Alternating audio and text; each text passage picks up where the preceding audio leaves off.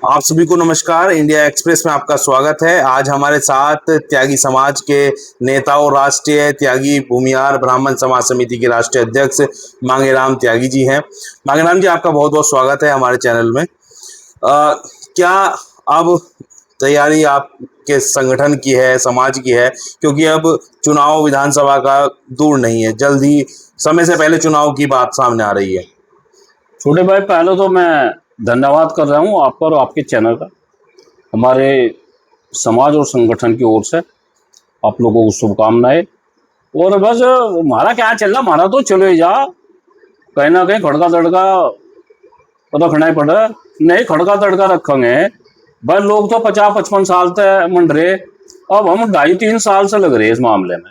हमें जो है ये बताने लगे कि तो भाई जातिवाद की बात करते हैं, यानी कि ये करेंगे तो जातिवाद नहीं, कोई सा भी समाज हो, और अगर हम करेंगे तो जातिवाद। मतलब तहसीलों में चले जाओ, जातियां देख कर सर्टिफिकेट बना रही सरकार। क्यों बना रही भाई? क्यों जातीय मतगणना जनगणना करा रहे आप? क्यों जाति देख कर अधिकारी बना रहे? क्यों जाति देख कर लठ मार रहे? क्यों जातियां देख कर जो है ना मंत्री और विधायक बना रहे? मतलब इनको शर्म नहीं आ रही। दो हमारे समाज के जनप्रतिनिधि, सबको वो थी उम्मीद भाई एक को मंत्री बना देंगे, लेकिन ये नुकारे जो लखनऊ सुना हमने। अब हम ये भाजपा वाले कह रहे हैं कि इस त्यागी समाज को हम डायनासोर बनाएंगे, और हम लोग कह रहे हैं तेरी माँ में हिम्मत नहीं, हम डायनासोर बनने के नहीं भाई, हम बिल्कुल डायनासोर नहीं बनने के। ये वो समाज है, आप किसी भी गांव में चले जाओ, कम से कम जो ना एक का गांव में कस्बों में 20-25 और 50-50 तक फ्रीडम फाइटर रहे हैं। हमारे से बड़ा राष्ट्रभक्त कौन है? हमारे से बड़ा हिंदू कौन है भाई? ये हम हिंदुओं की परिभाषा समझाओगे, मतलब टीवी पे एक तरफ तो मुल्ला जी बैठ जाएगा दाढ़ी रोक कर, एक तरफ टिक्का लगाओगे अब मेरे वाले बैठ जाएंगे। ये पैसों मामा, इन्हें 1-2 लाख रुपए दे। अब जरा थैर वाला है भाई, मेरे ख्याल में 15-20 हजार का 10 का ये होगा। अब तू तो डर नहीं रहा, लेकिन वे जो है बड़े बड़े जो चैनल हैं वो केवल और केवल सरकार के इशारों पर चलते हैं, और वो वहां ऐसा माहौल बनाया था हिंदू मुस्लिम का कि लोग बाग जो है फिर यही आ जाएगी, बोल रहा हो भाई वाह मुसलमान हम काट देंगे। आने वाले समय में आपको खतरा कहाँ होगा? जब तुम सब लूट पिट लोगे ना, 10 साल बाद पता लगेगा।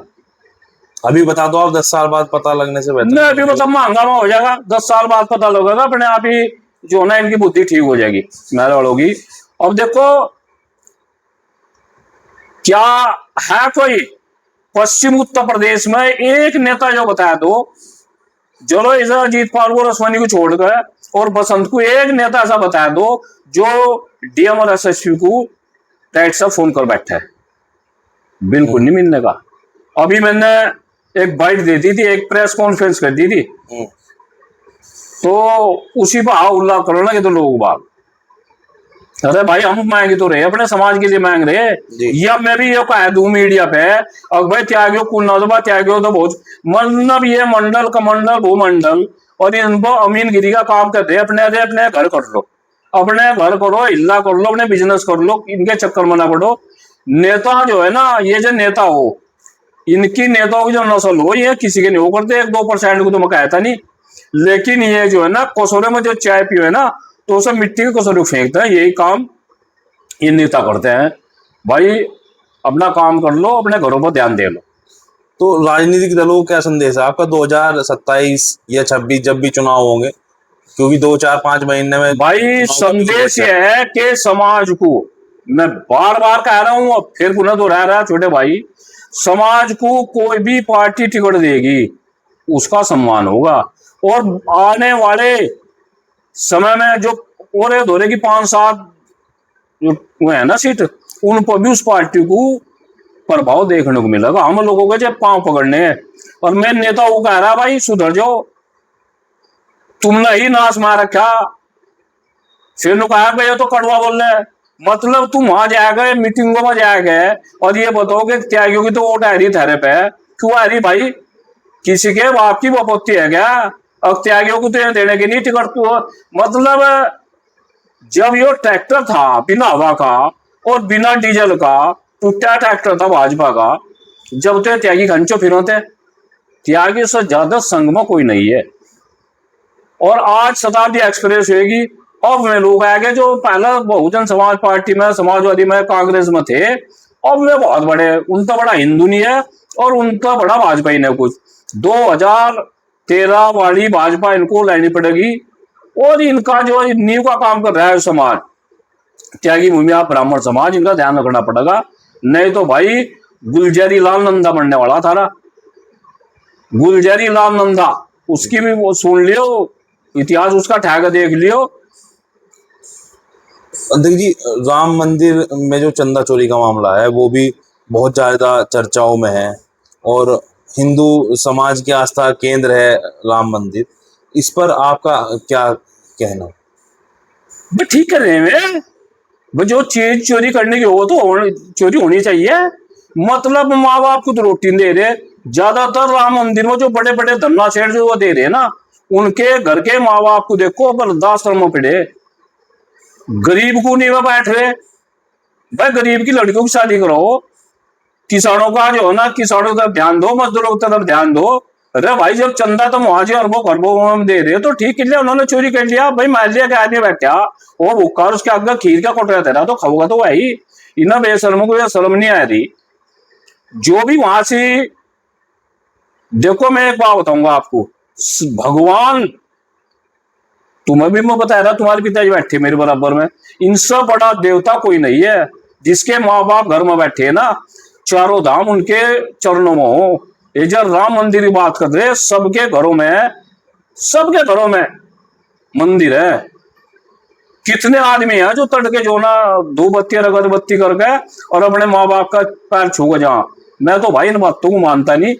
और जब भाई धन वहां दे रहे और कि न फलाने ने इतना सोना दे दिया, ना दे दिया, लोगों की वो काट कर, गरीबों की वो काट कर, और तुम वहां चढ़ा रहे, तो चोरी कर लिया, कर लिया तो भाई ये तो मान लिया इनकी तो अब बनेगी भाई। कभी तो वो होगा, क्या हो जिसमें वोट पड़ो, क्या बोल रहा हूँ सर, ईवीएम। कभी तो उसमें तो वोट चोरी हो जा, कभी चंदा चोरी हो जा, पता नहीं बेचारों भाई इनको भाजपा वालों को फर्जी ब्लेम न लगा रहे हूँ। अच्छा, आपको लगता है कहीं ऐसा लगता है कि फर्जी हो ईवीएम की तरह से भी? हाँ कभी ईवीएम भाई और कोई दूसरी पार्टी देगा, कांग्रेस देगा, वोट लिकट रही भाजपा की, इनका घोजड़ा पिटेगा, इनका इलाज होने लग रहा है। और इस भाजपा को जिस दिन भी याद आएगी, भाजपा ही रहोगी। जिस दिन संजू बालियान जी का चुनाव था, 14 गाड़ी थी बनी होगी, घूमने जा रहे थे। और अब जब कपिल देव का चुनाव होगा, 10 दिन का नेता होगा एक है। मैंने एक बात देखी, मैं भी थोड़ा बहुत संपर्क में रहा, और ये ऊपर तो तम कहूंगा जब बैठे चाय पी फलान ढेड़ा बेहतर हुआ भाई, इसका इलाज करना भाई।